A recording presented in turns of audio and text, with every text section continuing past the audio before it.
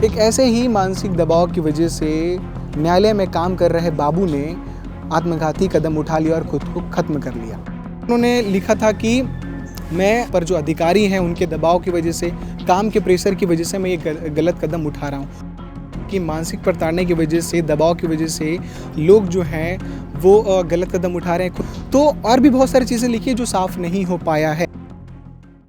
वर्तमान समय में एक इंसान अपने अंदर किन किन चीज़ों को दबा कर रख रहा है, वो मानसिक तौर पर किन किन चीज़ों से प्रताड़ित हो रहा है, ये अब हमारे लिए समझना काफ़ी मुश्किल होता चला जा रहा है।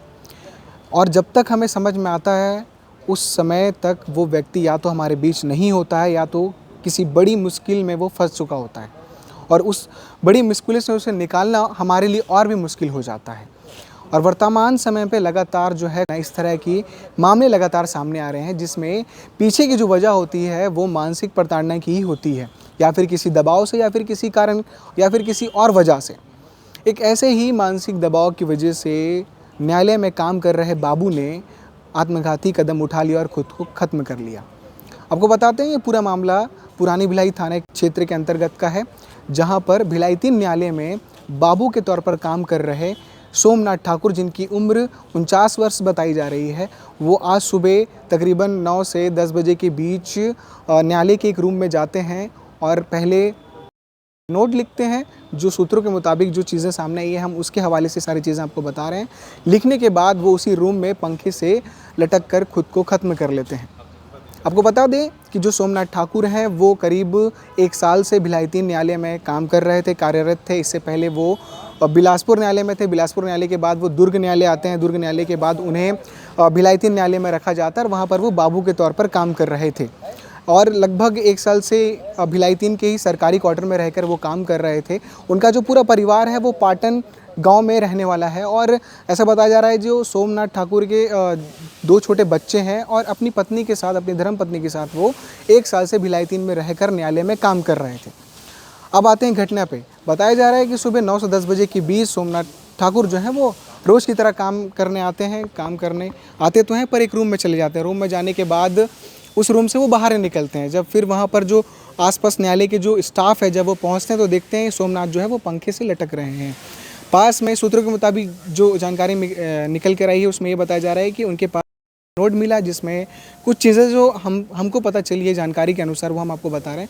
उसमें उन्होंने लिखा था कि मैं जो वहाँ पर जो अधिकारी हैं उनके दबाव की वजह से, काम के प्रेशर की वजह से मैं ये गलत कदम उठा रहा हूँ। और भी उस सुसाइड नोट में बहुत सारी चीज़ें लिखी हुई थी पर वो जानकारी हमें अब तक नहीं मिल पाई है। जो इस तरह की घटना हो रही है लगातार कि मानसिक प्रताड़ना की वजह से, दबाव की वजह से लोग जो हैं वो गलत कदम उठा रहे हैं, खुद को ख़त्म कर ले रहे हैं। क्योंकि ये कोई एक छोटी प्रक्रिया नहीं होती है। बहुत लंबे अरसे समय से इंसान सारी चीज़ों को झेल रहा होता है, काफ़ी वो अपने अंदर बहुत सारी चीज़ों को जमा कर लेता है, उसके बाद ही गलत कदम उठाता है। तो पता नहीं सोमनाथ ठाकुर कब से ये सब सारी चीज़ों को झेल रहे थे, उनके साथ क्या क्या चीज़ें हुई थी। जो चीज़ें लिखी हैं वो अभी पूरी तरीके से सामने नहीं आई हैं। जो चीज़ें सामने आई है वो हम आपको बता रहे हैं कि उन्होंने लिखा कि जो अधिकारी हैं, जो न्यायालय के अधिकारी हैं, उनका दबाव बन रहा था कुछ चीज़ों को लेकर, काम का जो प्रेशर था वो काफ़ी ज़्यादा बढ़ रहा था। तो और भी बहुत सारी चीज़ें लिखी है जो साफ़ नहीं हो पाया है, इस वजह से मैं गलत कदम उठा रहा हूँ। उसके बाद ये सूचना तुरंत जो न्यायालय के स्टाफ हैं वो पुलिस तक पहुँचाते हैं और पुरानी भिलाई थाना के जो प्रभारी हैं उनकी टीम वो वहाँ पर पहुँचती है, फंदे से शव को उतारती है और पोस्टमार्टम के लिए मर्ग कायम करके पोस्टमार्टम के लिए भेज दिया जाता है। और शासकीय अस्पताल सुपीले में उनका पोस्टमार्टम किया जा रहा है। आगे जो पोस्टमार्टम की रिपोर्ट है उससे भी चीज़ें साफ़ होंगी कि क्या चीज़ें थी, और जो जानकारी आगे भी साफ़ होगी कि और क्या क्या चीज़ें थी। सुसाइड नोट से भी बहुत सारी चीज़ें खुलासे हो सकते हैं। आगे जो है पुलिस इसमें जाँच पड़ताल कर रही है, न्यायालय में सारी चीज़ों को देख रही हैं और पूछताछ की जाएगी। क्योंकि जिस तरह की चीज़ें लिखी हैं कि मैं अधिकारियों के प्रेशर की वजह से और काम के प्रेशर की वजह से मैं ये गलत कदम उठा रहा हूँ, तो बहुत सारी चीज़ें इसमें संशय में है। बहुत सारे अधिकारी जो है संशय में आएंगे और उनसे पूछताछ की जाएगी। आगे इसमें जो भी खुलासा होगा और जो भी अपडेट्स आएंगे हम वो बताने की कोशिश आपको ज़रूर करेंगे। पुरानी भिलाई थाना के जो प्रभारी हैं वो उन्होंने इस पूरे मामले को लेकर क्या कुछ बताया है, क्या कुछ जानकारी दी है, सुनिए। आज सुबह थाने में सूचना मिली कि भिलाई 3 न्यायालय में कार्यरत सोमनाथ ठाकुर जो वहाँ के कर्मचारी थे उन्हें मृत अवस्था में देखा गया था। उनकी जो बॉडी थी वो पंखे पे लटकी हुई थी। सूचना पाकर पुलिस स्टाफ वहाँ पर रवाना हुई एफएसएल की टीम के साथ में, और मर्ग कायम करने के बाद प्रारंभिक जांच करने के बाद पोस्टमार्टम के लिए भेजा गया है। मर्ग जांच अभी की जा रही है। कितने बजे के आसपास की घटना है? तकरीबन 8 से 10 के बीच की घटना है ये। तो सोमनाथ ठाकुर जो बाबू के तौर पर भिलाई 3 न्यायालय में काम कर रहे थे, जिनकी उम्र 49 वर्ष थी, उन्होंने प्रेशर और अधिकारियों के दबाव की वजह से गलत कदम उठाकर खुद को ख़त्म कर लिया। उनके पीछे 2 बच्चे थे, जो अब उनके सर से एक बाप का साया उड़ गया है। उनका जो परिवार है वो शासकीय अस्पताल में मौजूद है, पहुंचा हुआ है।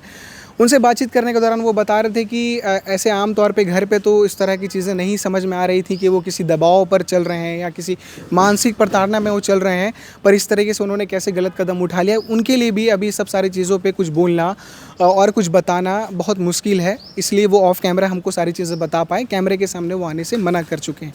आगे इसमें क्या अपडेट रहेगा, लगातार हम आपको अपडेट करते रहेंगे। बने रहिए केपी न्यूज़ के साथ। शुक्रिया।